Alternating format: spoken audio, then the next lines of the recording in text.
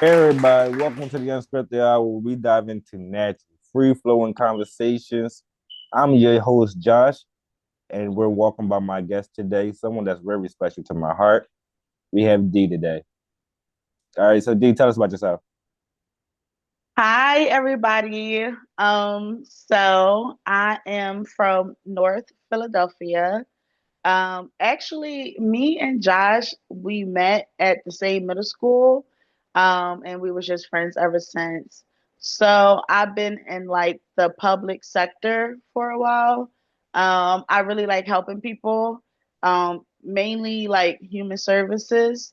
So I help like all different types of, I guess, populations, you could say, um, and people that had like different needs. Today, tonight, whatever time you're watching this, I'm just a regular girl, just from North Philadelphia that went to school. But I have more street smart than anything. But education is key. So if anybody that's young that's watching this, I would say going to college or at least getting a high school diploma is really good. But I think for the things we're going to talk about today, you don't really need college for it, but college is good so you can get a deeper or better understanding. But I'm not coming here as that. I'm coming here just as a regular North Philly girl that went through a lot of things, and that's seen a lot of things. So I'm glad that Josh invited me on his podcast today, tonight, whenever time you're watching this, so we can get into some stuff. Well, I'm glad to have you. You know, I couldn't think of anybody that I would like to have this first experience with. Like you mentioned, we have been friends a very long time. I have met this young lady in fourth grade, and throughout all the friends that come and gone, she is the one that stayed right by my side. So I love this girl to death. So today we're going to get into some real good conversations. You know what I'm saying? Let's just talk about life in general. Let's talk about how are you feeling about Philadelphia? Like, how do you feel about finance and surviving and rent and just trying to make a tomorrow? I know, right? Just trying to make it to tomorrow. Making it to tomorrow is so key in Philadelphia. We are lucky to be in Philadelphia. I feel like compared to some other cities in America, like Los Angeles or New York, it can be a little bit more expensive. However, um that does not minimize the amount of work or the rent that we have to pay here. I'm sorry, but yeah, that does not minimize that. So living in Philadelphia, I don't know, because I can get into a lot of things about that. I can get into the culture. I can get into race. I can get into, like you said, the economy and like prices on things and basic living needs. And even if you think about our living wage, um I know that in some states the living wage is a little bit higher than ours. Well, not a little bit, a lot, like double. California, for example, and I reference California a lot, but California, for example, their minimum wage, I believe, is $15 an hour. Don't quote me on that. However, if you look at our minimum wage in Pennsylvania, I I think believe it's it's 20, but you also seven got twenty five, right, Josh? I think we went up. I'm not sure because the location I pay doesn't we pay well above minimum wage. So it doesn't Hmm. I don't want to lie to you. I'm not sure what the minimum wage is. But when you look at other cities and their minimum wage, you got to also look at the cost of living. So you point out Hmm. California and that their minimum wage is 15. I believe it's close to 20, but let's just say if it's 15, uh, Hmm. the cost of living out there is also more expensive with the bills and the cost of food and driving. Just the whole experience of California is just more expensive than living out in Philadelphia. So Mhm. when you think of the minimum wage in different locations, you also got to see what is the cost of living to Mhm. uh, if that minimum wage is really fair or not. In my opinion. Yeah, no, I definitely agree. California is a great example compared to Pennsylvania. But no, I definitely agree with you. The cost of living in California is way more expensive than it is in Philadelphia. However, when I talk about minimum wage and, basic living, I'm personally in shock that in 2025, our minimum wage is still below $10 an hour. Now, most companies, including the one that I work for, pay way above $10 an hour, right?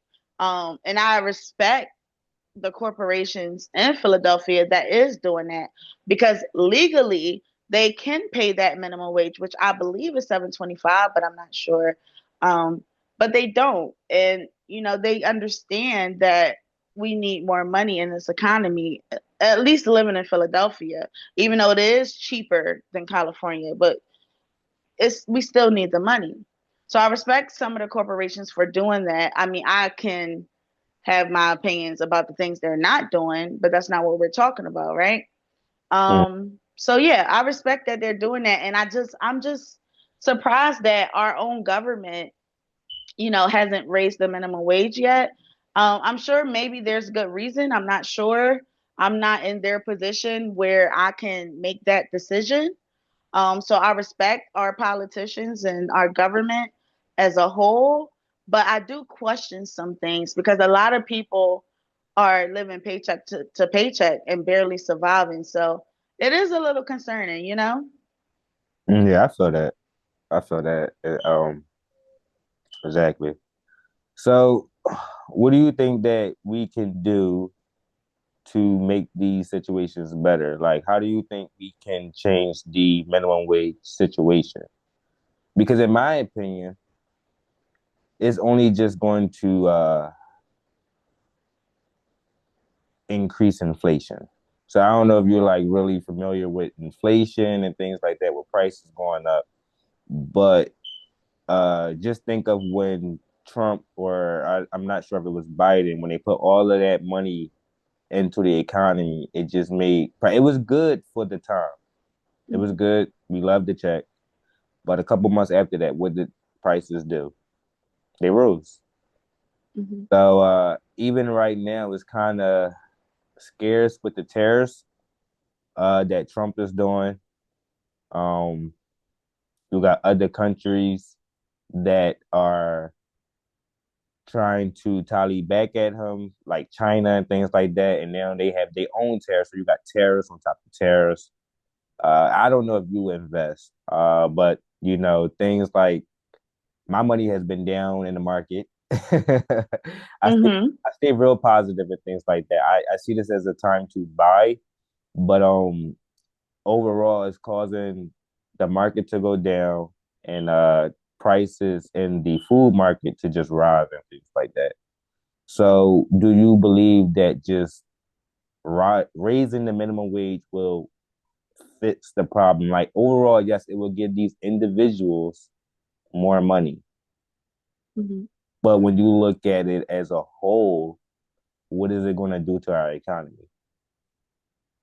I I personally, and again, I am not an accountant. I did not study economics, but just as a regular civilian, just like most people that's probably going to watch this, or most people that just go about their day trying to survive, just as a regular person, I personally feel as though raising a minimum wage Mm. is a good thing. And I understand that corporations, they don't really like that because it takes money out of their pocket. And we also got to remember, like, if we like research companies, a lot of like partners and CEOs and CFOs and COOs and all of those things, they get all of those titles. I mean, they Mm. get bonuses holiday parties, like all of that. Um, and I think this is when you got to think about our country and where we're at. Because I would say I'm a socialist. Um, I wouldn't say I'm not communist or anything, but I am socialist, and our country is capitalist. We are a capitalist country. So it's kind of like every man for themselves. And the richer, the better, without even paying attention to the people below them. And again, not to like talk about education and stuff because I'm just a regular girl from North Philadelphia, right? You're a regular. But I'm a regular girl from North Philly, like, but I do have a degree in human services and behavioral health because I care about the people. Like I went into that field because I genuinely like helping people. And it's not one of those, it's not like being a lawyer or a doctor. Like you make the money you need to live. Like I've been out the country, I have my passport, like I'm able to travel, but I'm not rich. So I like to serve my people. I'm a public servant. But a lot of people that's in those big corporations, if they was to raise the minimum wage, it would take away from their annual salary. And I think that's the problem. And then when you think about like tax cuts and stuff and how we can like I don't know if anybody else heard it. I know I heard it a lot. Like tax the rich. That's a hot topic because it makes them very uncomfortable. And I ain't gonna lie, if I was rich, I would be uncomfortable with it too, because you're taking money out of my pocket, even though I have money to pay for your salary, your grandma's salary, your mother's salary, your sister's salary. It's still taken away from my money. So I understand where they're coming from in a sense.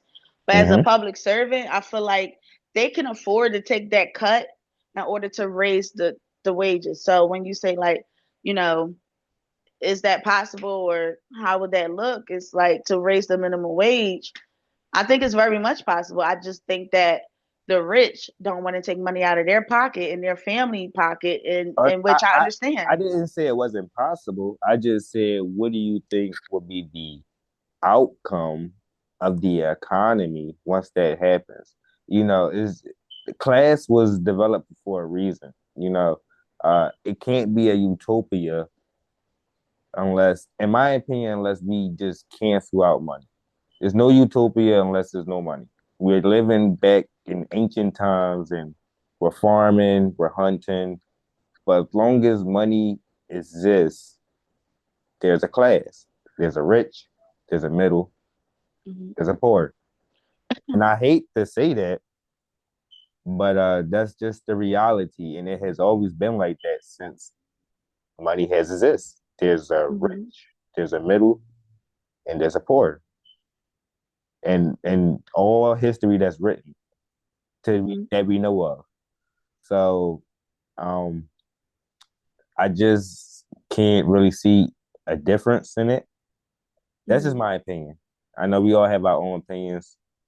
Mhm. Uh, what do you think? I know that you pretty much said that, but after me, giving you some thought, do you feel like just raising it up can? I just feel like we can do better things, like teaching our young to do something with their money when they're young. You know what I'm saying? It's a lot of young people that's getting jobs now. It was hard when we was kids to Mhm. job. It's a lot of jobs in our market right now. Like I said, when we was kids, it was so hard. Trying to get an interview, they wouldn't even call you in.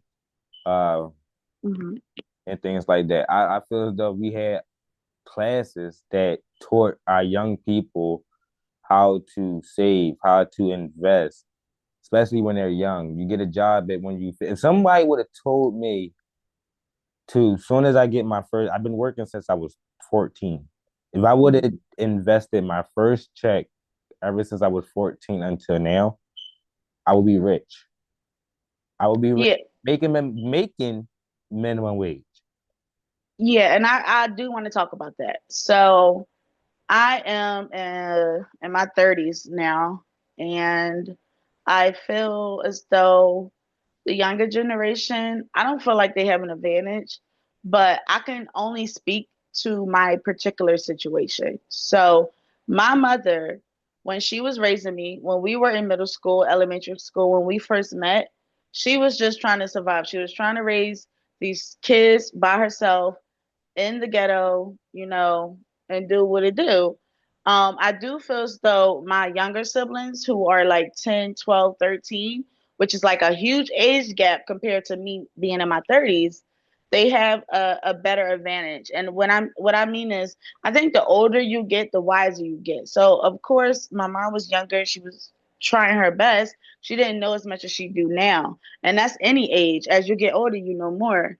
So I say all that to say, my brother, for example, he's 13 years old, and he actually have a checking account and a savings account.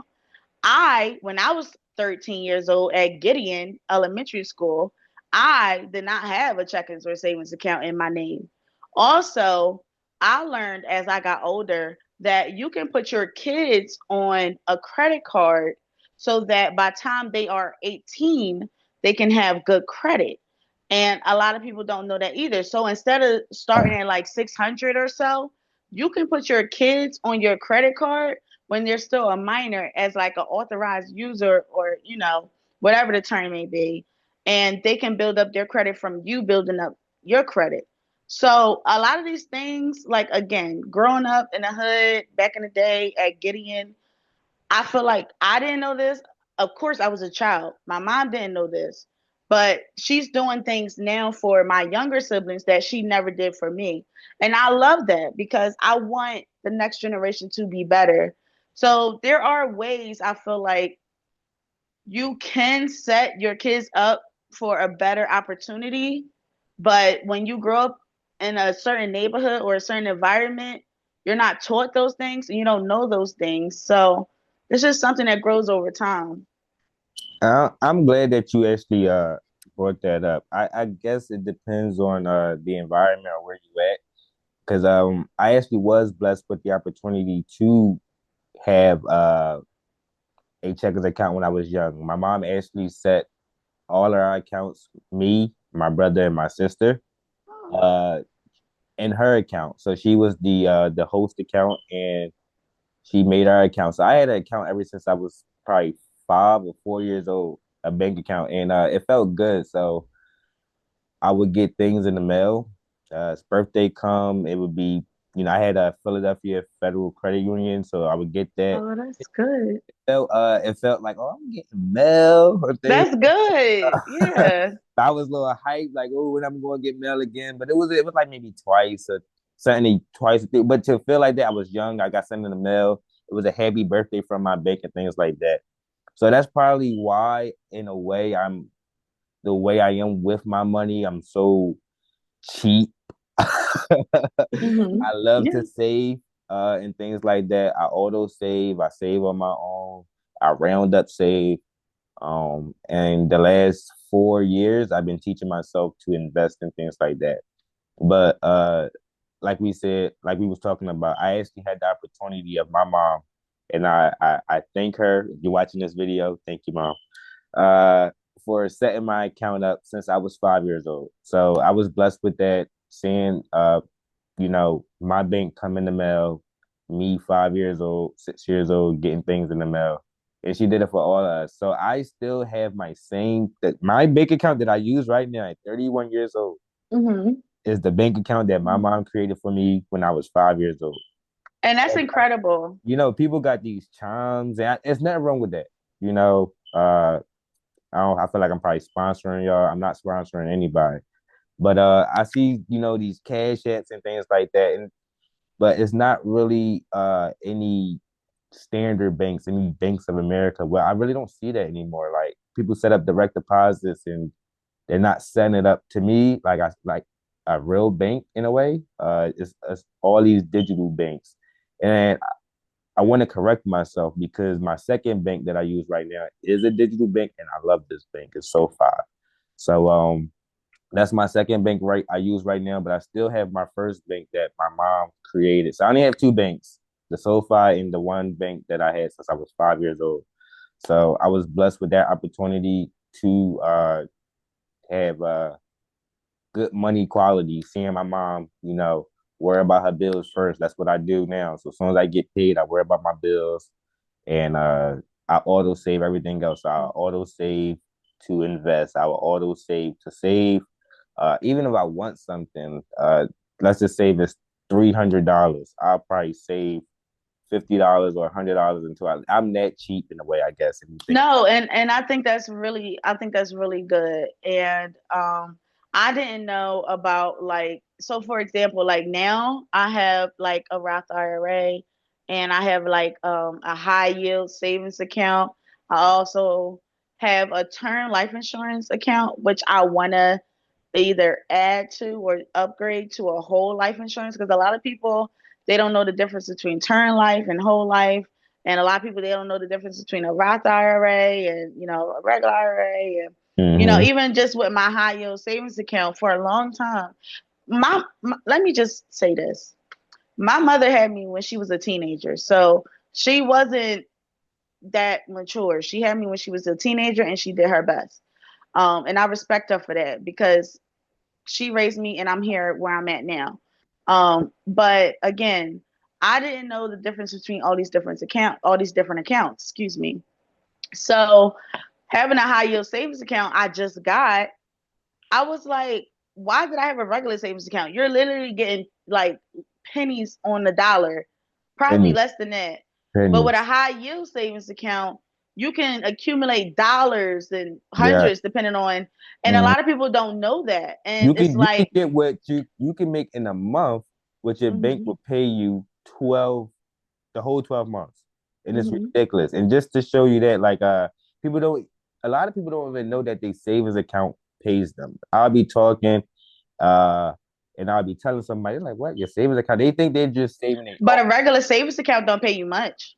it doesn't pay you much, but overall it pays you, and people don't even know that. They don't know that their savings account paid them. They don't know that. They don't know that different savings account paid that has a different yield on it and things like that. Like But even you don't even need to have a high yield savings account. There's some accounts out there, like earlier I mentioned that it's some digital bank, like people get digital banks, but there's some good ones. Like we have PayPal, and PayPal offer 4% high yield right now, which let's just say my credit union only offer I think around 3.5, and I had to lock my money up for a year. Why would I lock my money up for a year for 3.5 yield when I could go get the 4% yield, and I had to lock my money up? I can go take it out next week, next month, next day.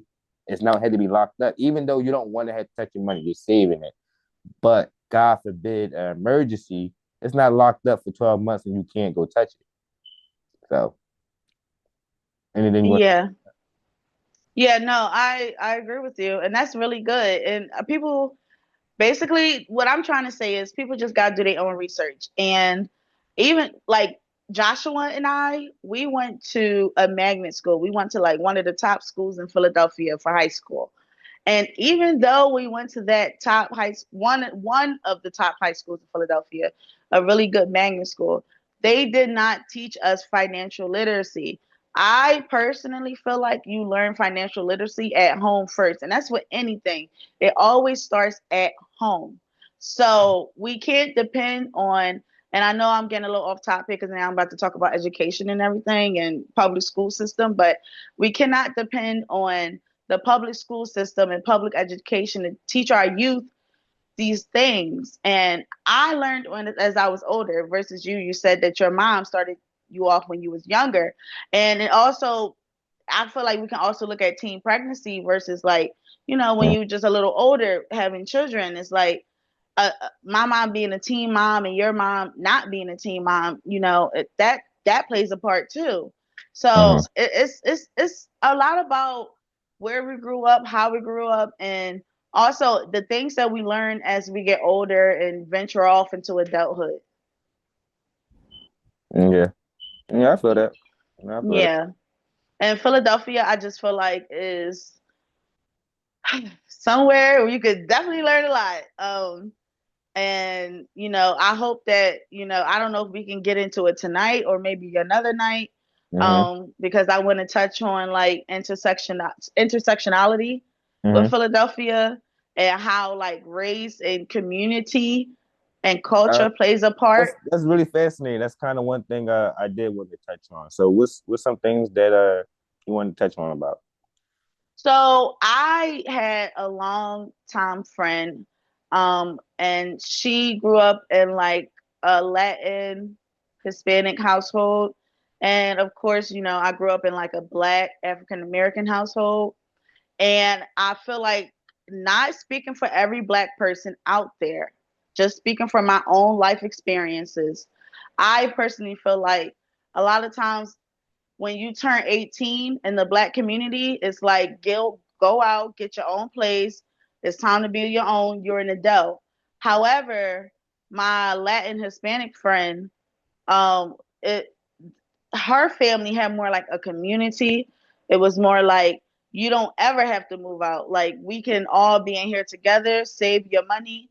And I see that too because my dad is from Jamaica, and my dad, as a 30, I think I was 31, as in my 30s, he was like, "You can come live with me instead of paying rent, so that you could save up for a house." Because my dad owned his house, so he wanted me to be a homeowner as well. So he's like, instead of paying rent, you can just come live with me.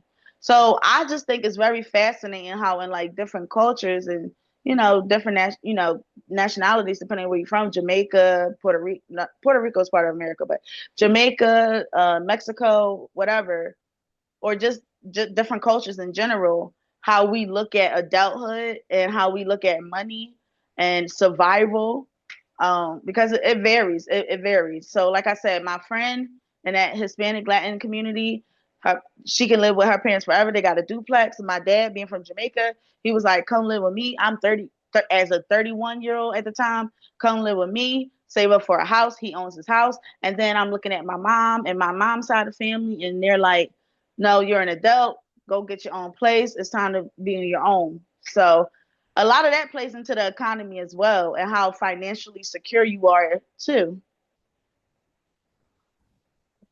Yeah, I mean, in a way, it does, but it does. My mom did it on her own. Like, she was a single mom. Dad was not there. I don't know where he was at. Three kids, and my mom took us wherever she went. Like, you really don't see it. It's crazy though because everybody would like say that like y'all was wherever, everywhere she went, everywhere she went. Like, and it's crazy. Like, we got pictures for that. Like, wherever she was, it's all three of us. All three of us. It's my mom and things like that. And that's how it always was from even to all my life working. She worked at the school. So just imagine Yeah. on from being home, being at the school, being a church family. So now being in church, or it's not like church now. Church they out about 1 o'clock, I think. Yeah. You was in We church. was there all day, all Praise the night. We Lord. had two services, and we would go from our church to Praise them. another church. Praise them all day. Yeah, going to another church. I'm like, okay, Yep. you think we going home? We go get some chicken and Yep. drive to another church. Like, what? I don't know what was going on It's not like that all no day. more, but yeah. I like that anymore. Hmm. But yeah, it just I just think she just wanted a good head on our shoulders, and I didn't mean to say anything to like if I put you down or anything. That was not where that conversation was going at. That was Hmm. just saying that I had a bank account since I was 5 years old. You said that you didn't have one, and Hmm. kind of like made it like some people don't. And I just stating that I come from the hood, so we both come from North Philadelphia, and Hmm. I was actually blessed with having a bank account. I mean, it wasn't much in there, still pennies on the dollar, but to have That's good. one and to just get some notifications, some mail, some happy birthdays and stuff from my bank, um, it was good. Like, it gave me a good mindset. You know what I'm saying? To Hmm. save, to want to have money, to do right by my money and things like that. Like I said, I see my mom always worry about the bills, knowing like how am I going to pay these bills. My mom struggled on minimum wage. My mom, you talk about minimum wage. My mom did minimum wage. Three kids, no parent, no dad, things like that. My mom But she still made it happen. still made it happen. And She, I respect her for that. yeah, I love me Miss Evelyn. Miss Evelyn, if you watching, I love you, girl. I love We love you. you. Yeah, yeah, she made it happen. So it's like you said, you study sociology. It's all about your environment and things like that. hmm That's And why then go ahead. I was going to say, then you could get into the meso system. It's like a micro, meso, macro, and it looks at like how the community and how your environment shape you. And like for like the micro, meso, macro system, look at like church, and look at home, and look at just your environment and relationships. And then you also got nature versus excuse me, nature versus nurture, like, and how you can be raised by the same family but in two different. Listen, I don't want to get too deep, but that's just my, like, I love talking about that type of stuff. But I know that we're talking about, like, again, economics and survival and just growing up in North Philly. So you just got to look at those things and get like a better perspective. But even without those things, because again, I said I'm not a doctor or anything. I'm just a regular girl who went to school and learned a little bit of stuff. You're So a Philly girl. yeah, I'm a regular North Philly girl. So they ain't got nothing. My schooling, I feel like life experience is worth way more hmm than what you can ever learn in school. Yeah, I feel that. Any other things you want to cover? I feel like, I mean, I think that I got my point across, and I respect you for your opinions as well. And I look forward to, being on the podcast again and maybe diving a little bit deeper or just talking about Yeah, something completely different. But thank you so much for having me on here. I appreciate it. I'm it's glad my we was able to have this discussion. pleasure. Well, I want to thank you so much for joining me. Like I said, I couldn't think of anybody to have this experience with. You've been a real good friend of mine for many years, someone that I could call. I love you. I love you like a you, brother. You my brother from another mother. you my sis. Um, so I just want to thank everybody for tuning in on the Unscripted Hour. Until next time, I want y'all to stay curious, keep that conversation. I want y'all to like, subscribe, hit that bell.